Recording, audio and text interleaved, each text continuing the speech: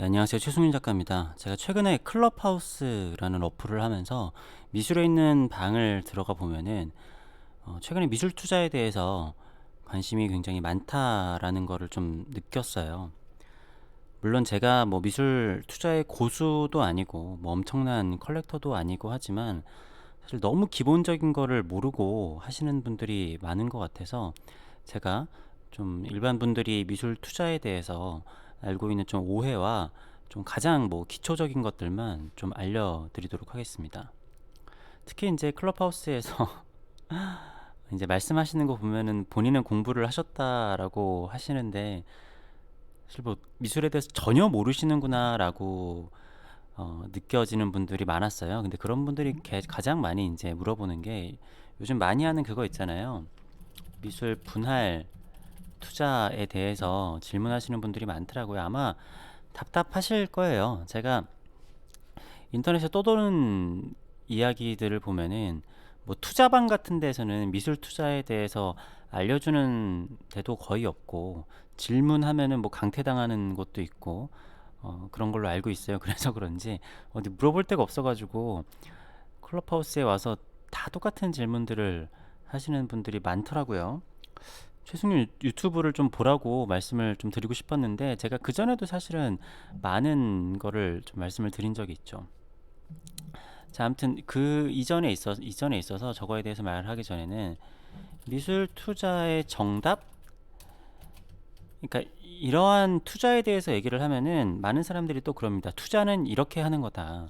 그러니까 미술 작품을 사는 거는 마치 정답이 있는 것처럼 얘기를 하는데 그러니까 시장이 작으면은 그럴 수 있어요. 그런데 어떠한 시장이든 그 시장의 규모가 커지고 그렇게 되면은 미술 산업도 미술 산업의 규모가 커져야 되잖아요. 특히 우리나라 같은 경우에는 GDP 대비해서 미술 그 규모가 너무 작기 때문에 이 시장이 커지면은 굉장히 다각화돼야 됩니다. 우리나라 미술 시장의 문제가 미국이나 유럽처럼 이렇게 거대하지 않기 때문에 미술의 다각화, 시장의 다각화가 되지 않는다라는 게 문제인데, 그러니까 미술 투자를 바라보는 관점이 하나만 뭐 많이 하시는 게 오래 가지고 있고 팔면 안 되고 정말 이거를 투자의 목적으로 보는 게 아니라 그냥 작품이 정말 좋아서 사야 되고 그렇게 하는 분도 있고 물론 그렇게 하는 게 최종 정답에 맞는 거는 맞습니다. 하지만 모든 그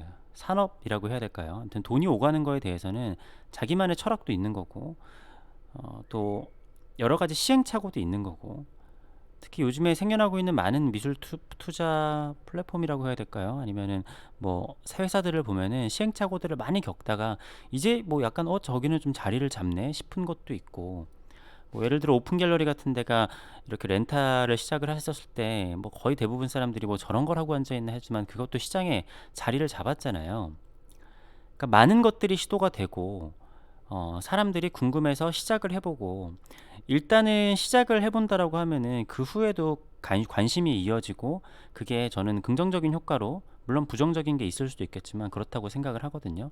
그래서 제가 지금 말씀드리는 이 문제를 보고도 기존의 컬렉터 분들이나 많은 분들이 미술 투자는 그렇게 하는 게 아니라 이렇게 하는 거다라고 말씀하고 싶은 분들이 많을 거라고 알고 있어요. 하지만 정답이 있는 건 아니라고 생각을 합니다.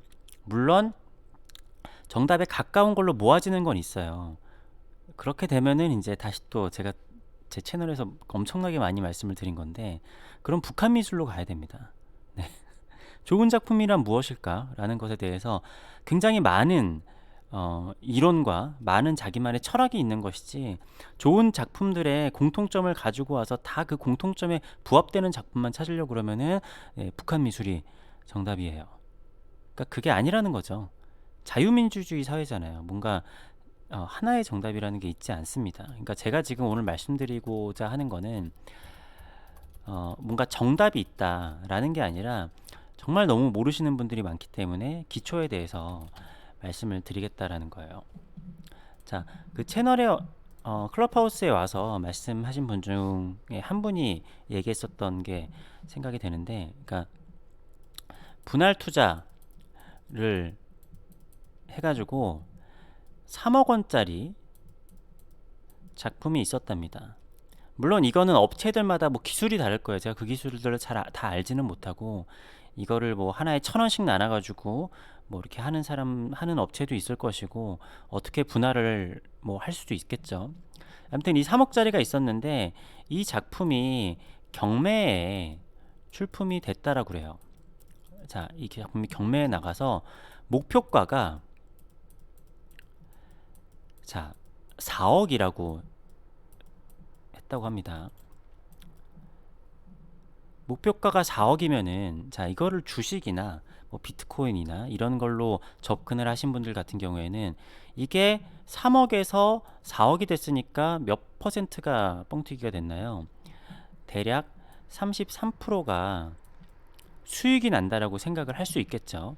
그러니까 본인들이 3억의 가치를 주고 요 작품을 샀는데, 자, 요게 경매를 통해서 4억에 낙찰이 되면은 33%인데, 여기서 뭐 대충 수수료 같은 거 3%를 제하고 30%의 수익이 날 수 있다라고 생각을 하실 수도 있습니다.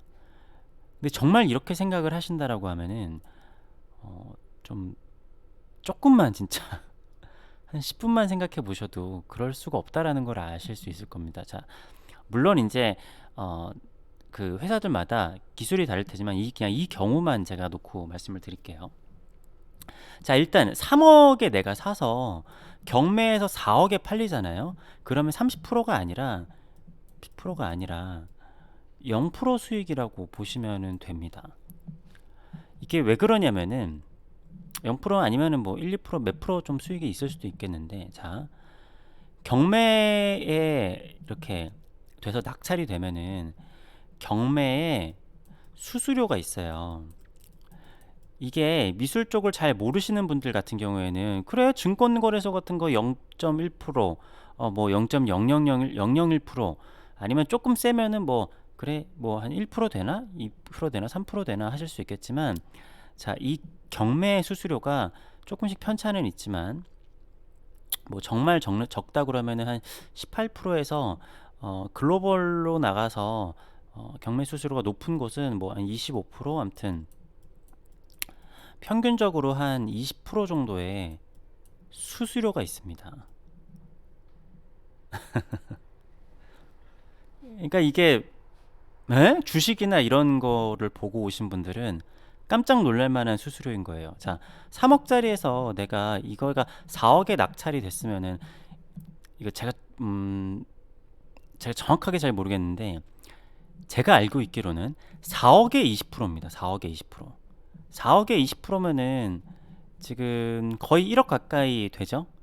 예, 4억에 20%면은, 그죠? 25%가 1억이니까 뭐 거의 1억 가까이 되죠. 자, 그리고 이 작품이 만약에 우리나라일 수도 있겠지만, 해외 해외 경매로 간다라고 해봅시다. 물론 요즘엔 온라인 거래가 활발하기도 하지만, 직접 해외에 가서 크리스티에서 경매를 했다라고 볼게요. 그러면은 운송비가 듭니다.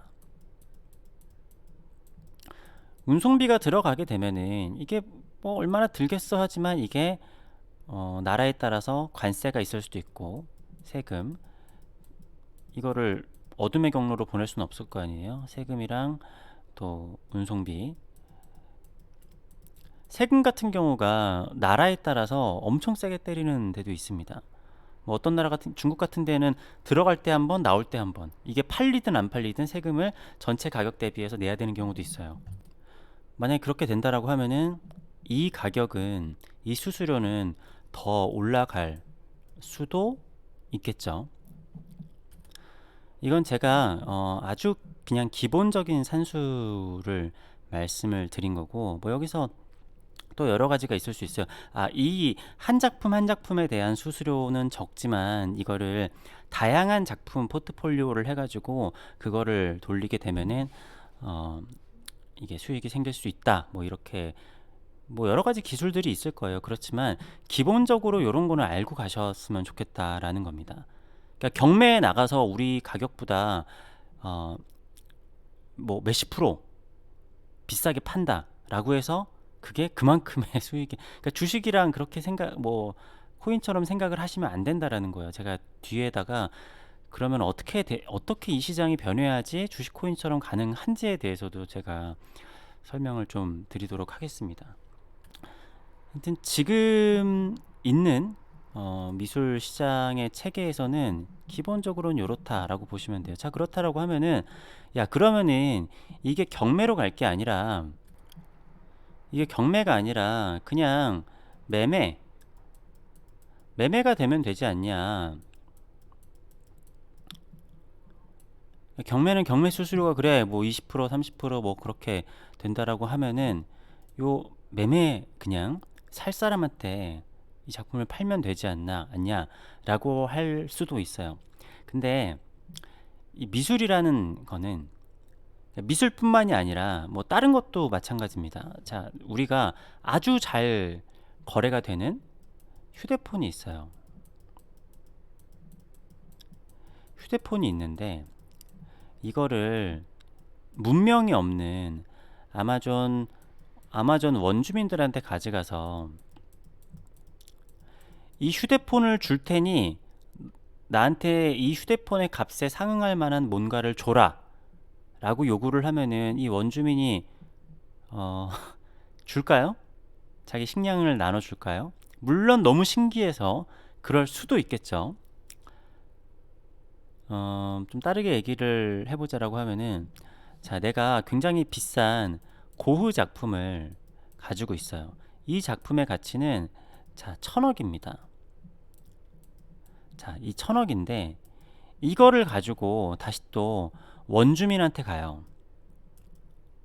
원주민한테 가서 야, 이게 1000억이면은 너네가 지금 가지고 있는 이 부족을 통틀어도 1000억이 안 된다. 너네가 가지고 있는 거를 전부 다 내놔도 거스름 돈이 남을 정도니까 가진 거 다 내놔라 하면은 이 원주민이 다 줄까요? 안 주겠죠? 자, 실제로 종종 벌어지는 일인데 아주 가끔 벌어지는 일인데 그 뭐 동네 바자회 같은 데서 몇 달러 주고 산 그림이 알고 보니까 몇십억짜리 뭐 그림이었어요. 그런 경우가 있잖아요. 그게 왜 그러냐면은 그 가치를 알아보는 사람들끼리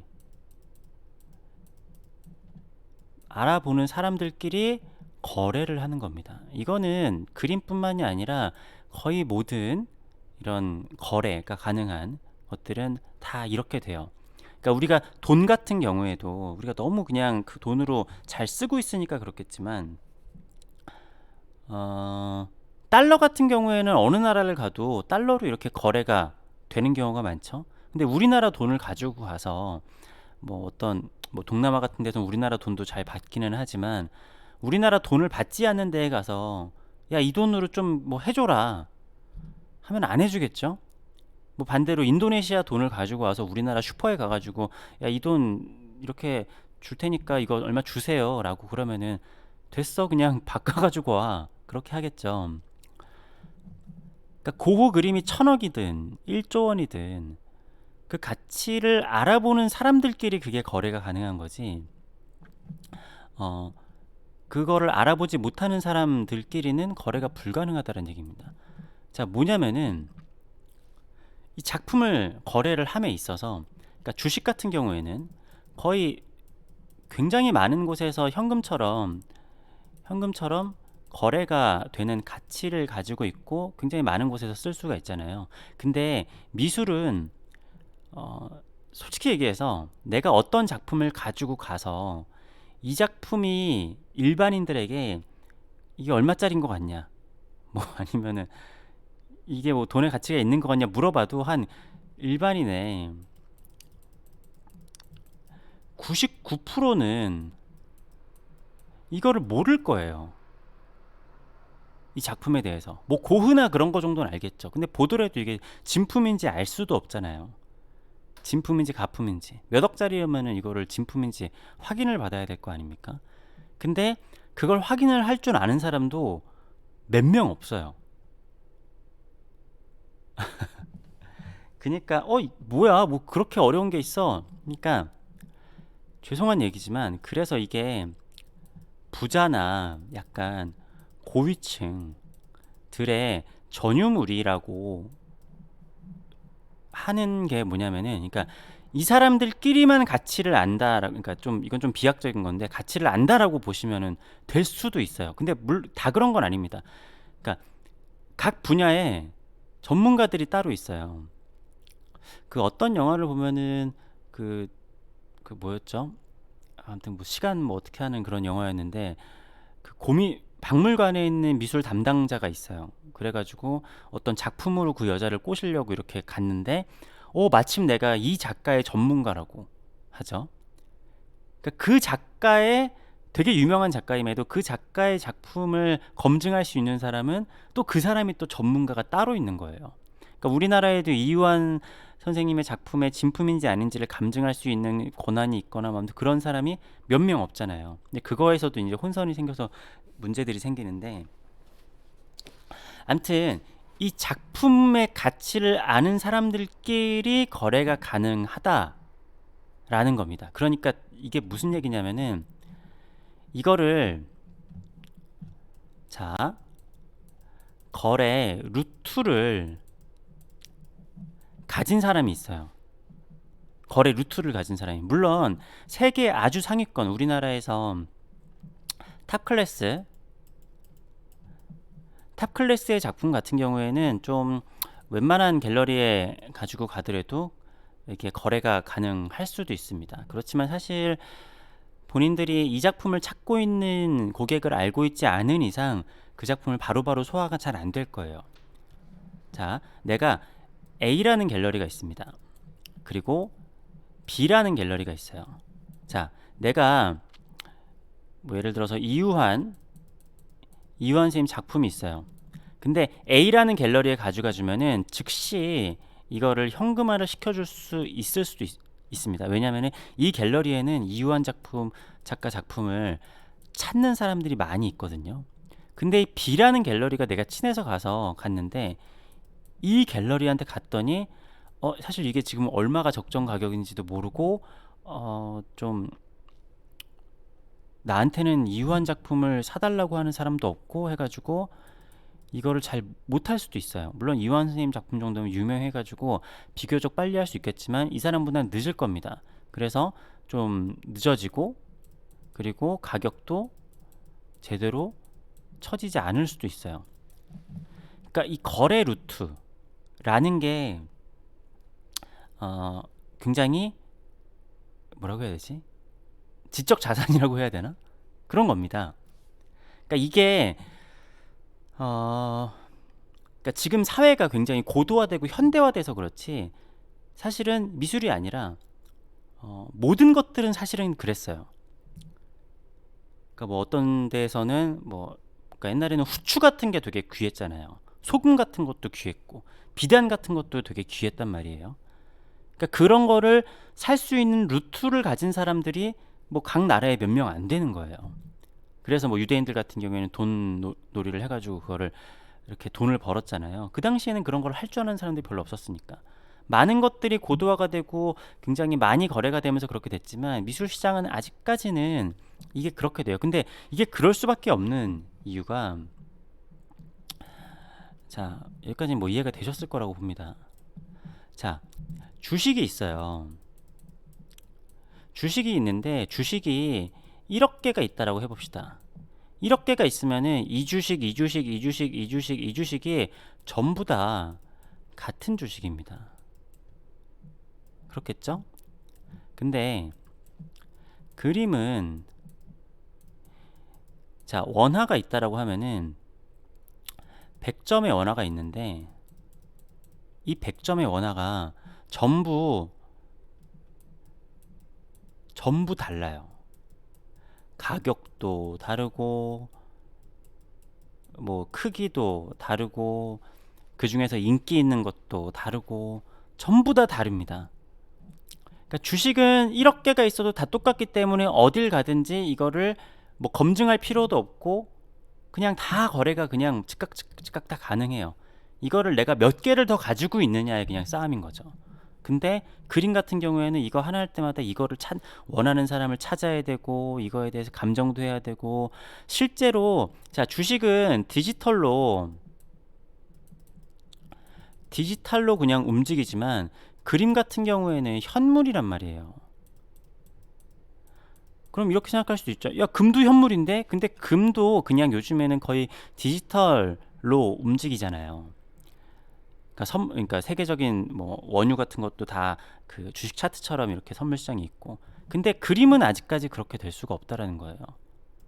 내가 그림을 디지털로만 샀어요. 누가 나중에 그거를 뭐 어디가 찾아보니까 없대요. 뭐 어떡할 거예요? 방법이 없잖아요. 주식 같은 경우에는 이게 디지털화 되어 있으니까 그러지 않겠지만, 비트코인 같은 경우는 디지털화 되어 있으니까 디지털에서의 그냥 권리만 찾으면 되겠지만, 이건 현물이란 말이에요. 그래서 이동되고 운송하는 수수료가 있겠죠. 자, 그래서 제가 이 얘기를 왜 드리냐면은, 그래서 경매를 가는 거예요. 내가 루트가 없다라고 하면은, 판매되는 루트가 없다라고 하면은 경매를 통해서 이거를 높은 수수료가 있지만, 경매 이렇게 내면은 많은 사람들이 보잖아요. 내가 일일이 다 알 수 없는 이 거래 루트에 있는 사람들이 이 경매 시장에 다 들어온단 말이에요. 그렇기 때문에 높은 수수료를 내지만 내가 그거를 전 세계에 있는 거래 루트를 다 알 수 없기 때문에 경매 시장에 내놓는 겁니다. 그렇게 따지면 이게 그렇게 높은 게 아닌 건 거예요. 자, 요 정도 되면은 미술이라는 거를 주식이나 비트코인 뭐 이런 것들이랑 좀 다르게 생각을 해야 된다라는 거를 아실 거예요. 그러면 들어서 안 해먹는다 이렇게 생각을 하실 수도 있는데, 근데 어, 자, 아는 사람, 미술에 대해서 좀 알거나 아니면은 돈 있는 사람, 돈 있는 사람들 같은 경우에는 미술품 투자가 진짜 쉬워요. 진짜 쉽습니다. 뭐 진짜 쉽다고 하긴 좀 그렇지만 그렇게 어렵지 않아요. 네. 그러니까 이런 투자하는 것 중에서 가장 어떻게 보면 옛날부터 사실은 귀족이나 왕들만 이렇게 누리던 게 이제 미술이었잖아요. 요즘에는 뭐 그 정도까지는 아니지만, 이 미술은 단기로 절대로 접근을 할 수 없는 거예요. 아까 얘기했지만 30%가 올랐다? 야, 그렇게 하는 거는 의미가 없습니다. 네. 만약에 제작품을 가지고 계시다라고 하면은 단기 투자로 제작품을 구입을 하신다? 절대로 아니에요. 네, 절대로 아닙니다. 물론 이제 막 몇십억 되는 거, 몇 억짜리 작품들은 단기로 투자를 하실 수도 있겠어요. 근데 그것도 최소 연 단위예요. 최소 연 단위로 투자를 하시는 거지. 그리고 뭐 제작품을 사신다라고 하면은 보통은 10년 이상 10년 이상을 가는 겁니다. 근데 그런 게 있잖아요. 주식의 그런 명언 중에서 주식의 시간은 아군이기도 하지만 적군이기도 한 게, 시간이 여유로운 사람한테는 주식에서도, 그러니까 사실 모든 투자가 그래요. 시간이 여유로운 사람에게는 투자가, 시간이라는 게 아군이고, 여유가 없는 사람한테는 시간이 적군이에요. 왜? 나는 시간적 여유가 없으니까. 나는 이거를 하루에 해가지고 며칠 안에 지금 수익을 내야 돼요. 그런데 그 부자인 사람들은 여유가 있죠. 여유가 있는 상태에서 미술 투자를 한다. 근데 되게 괜찮은 작가 있다. 최승윤 작가 보니까 저 사람 계속 작업을 할 것 같다. 최소 작업만. 그러니까 저 사람이 엄청나게 탑 클래스가 가지 않아도 돼요. 최소 작업만 지속을 해도 최소 몇 배 가요. 근데 이게 뭐 1, 2년 사이에 몇 배 갈 수도 있겠죠. 근데 그렇게 되는 거는 주식도 마찬가지로 등락률이 너무 올라갔다 내려갔다 하면 좀 그렇잖아요. 물론 그냥 우상향을 쭉쭉쭉 해서 테슬라처럼 갈 수도 있겠지만 작업만 지속해도 최소 몇 배를 가고, 제가 좀 말씀드리고 싶은데 제 작품을 만약에 사신 분이 있다라고 하면은 2배 올랐다라고 파는 거는 굉장히 스투피드한 거예요. 네. 최소 5배 이상, 제작품 가격이 지금의 최소 5배에서 한 10배 이상 올랐을 때 팔아야 되는 거고, 뭐 제 생각에는 당연히 그렇게 갈 것 같은데, 그러니까 시간 싸움입니다. 시간 싸움. 네. 물론 굉장히 핫한 작가들 같은 경우에, 그러니까 아주 세계적인 작가 같은 경우에는 그 가격이 변할 수도 있어요. 옛날에 뭐 쿠사마 야요이 작품이 1억이었을 때가 있었는데 1억인데 비싸다 싶었는데 10년 있으니까 10억이 됐대요. 그러면은 10년에 10배 오른 게 비싼 건가 싶을 수도 있지만, 1억짜리도 이미 그때 엄청나게 비싼 거고, 이미 세계에서 모르는 사람이 없을 정도로 탑 클래스였거든요. 그런데 10배가 올랐잖아요. 그런 경우도 있는데 그런 경우가 아주 아주 드물기는 하겠죠. 그런데 이미 야요이 쿠사마 정도 된 사람이라고 하면은 안전자산이죠. 사실 거의 안전자산이고, 은행 이자보다는 높은 수익을 나에게 안겨줄 수 있겠죠. 자, 아무튼 이런 겁니다. 그러니까 길게 가는 거예요. 길게. 그러니까 젊은 작가의 작품을, 가장 좋은 거는, 그러니까 세계적으로 유명한 컬렉터들이 그런 걸 하는데 똑같습니다. 저평가, 주식도 그러죠. 저평가 우량주를 사가지고 그게 오를 때까지 기다리는 거잖아요. 저평가의 작가가 있어요. 특히 뭐 신진 작가겠죠. 근데 신진 작가는 사실은 이 사람이 잘 될지 안 될지 잘 모르잖아요. 저평가 작가를 사서 이 사람이 성장을 하면은 이게 그냥 수익이 되는 겁니다. 근데 이게 시간이 걸려요. 이게 사람의 성장, 아기부터 얘가 대학에 가는 성장이랑 거의 비슷하거든요. 이게 사람이 개인이 혼자서 하는 거기 때문에 뭐 기술의 발전이나 뭐 그렇게 해가지고 되는 그런 게 아니에요. 개인의 성장이란 말이에요. 개인의, 인간의 성장이에요. 인간의 성장. 인간의 성장이기 때문에 시간이 필요합니다. 시간이 필요해요. 아주 드물게 굉장히 뭐 짧은 시간에 핫해지는 경우도 있겠지만, 대부분은 20대 데뷔를 한다고 해도 40대 뭐 이렇게 50대에 가야지 빛을 보는 경우들이 많기 때문에 시간이 필요해요. 자, 그러면은 이거는 가정입니다. 자, 미술이 주식처럼 코인처럼 그렇게 투자가 될 수 있다라고 하면은, 그러면은 가정이 필요합니다. 가정. 어떤 가정이 필요하냐면은 초거대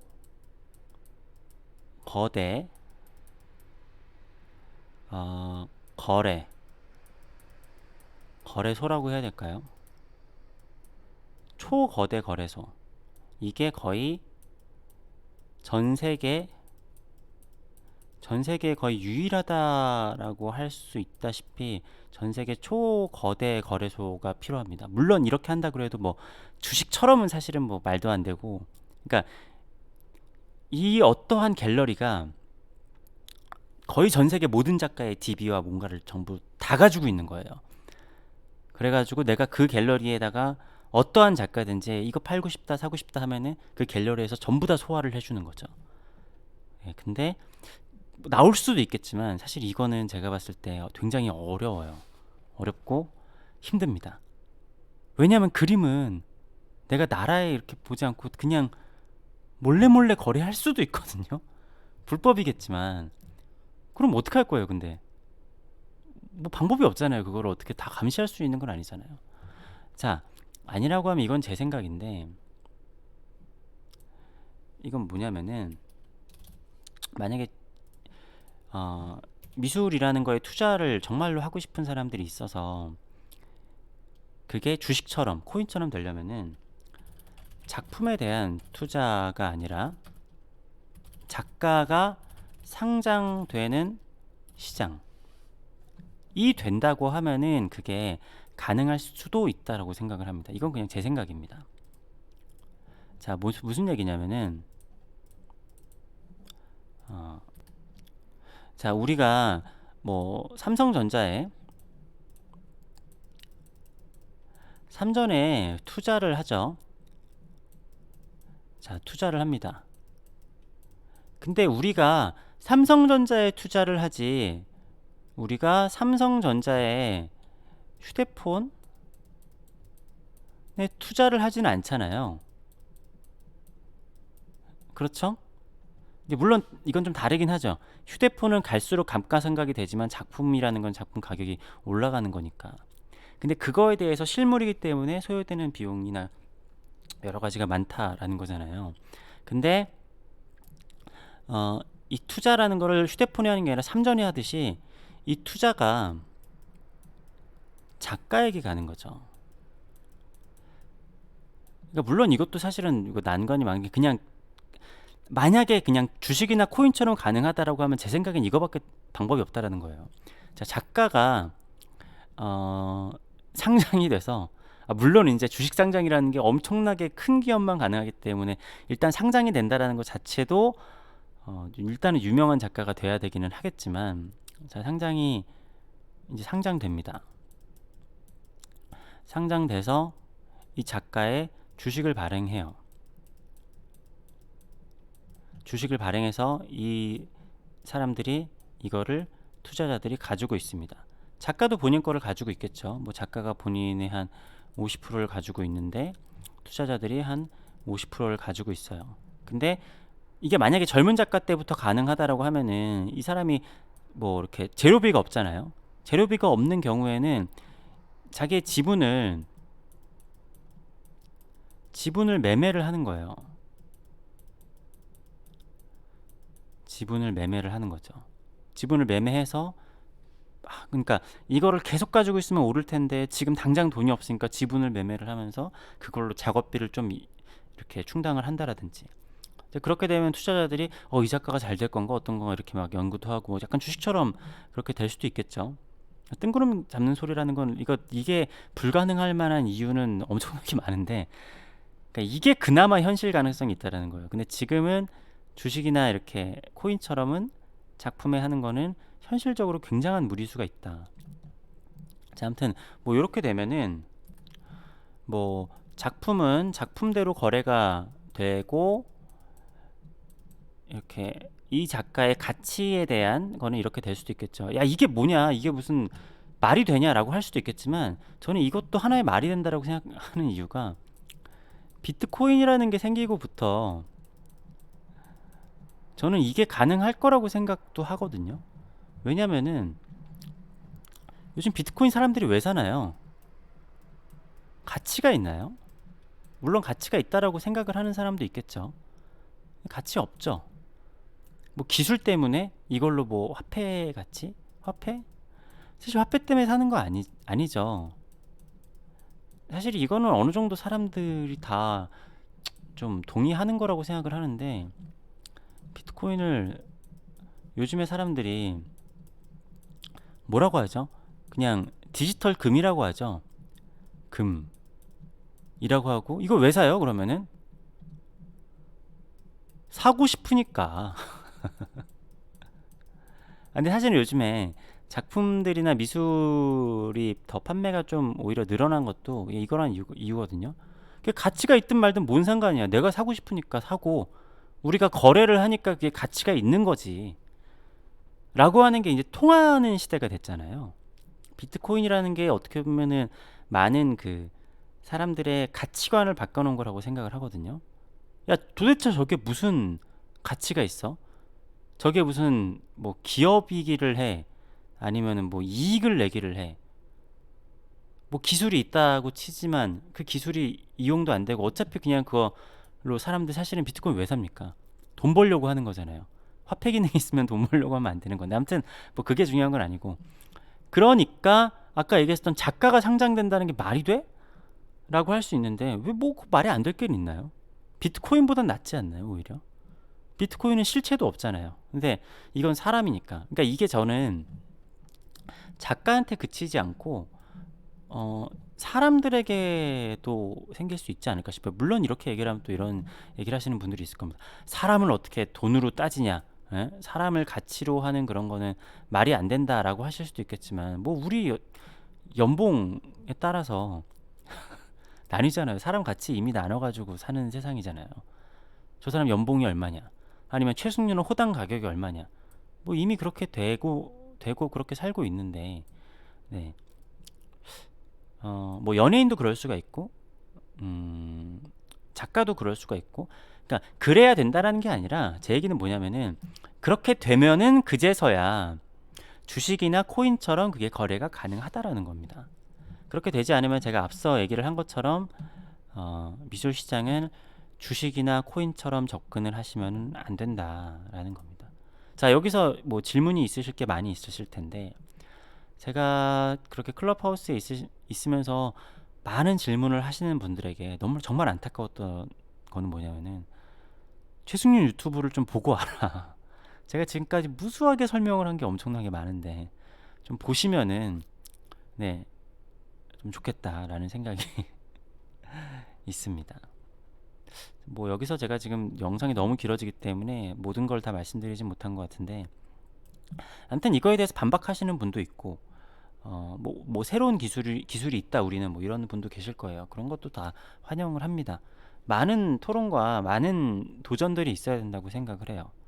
정답이 있다라고 생각을 하지는 않습니다.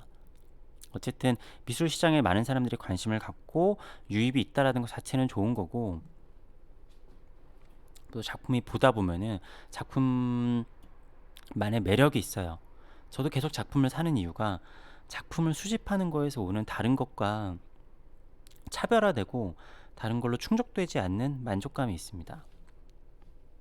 그러니까 저도 뭐 투자 목적이 있어서 사는 거지만, 저도 지금까지 뭐 판 적도 없고 팔 생각도 없습니다. 어, 많은 사람들이, 굉장히 많은 사람들이 작품을 안 팔아요. 안 팝니다. 근데 이것까지 얘기하면 좀 긴데, 그러니까 작품이라는 거는 뭐 주식시장처럼 올라갔다 떨어졌다 올라갔다 떨어졌다 하는 게 아니라 그냥 무조건 우상향밖에 없거든요. 떨어지면 그 다음부터는 끝이에요, 그냥. 그것도 하나의 다른 점이라고 볼 수가 있고, 그리고 돈이 굉장히 많은 부자들이 자기가 가진 작품이 막 100배가 오르고 1000배가 오른다 그래서 팔면 좋겠지만 안 파는 사람들이 엄청 많아요. 네.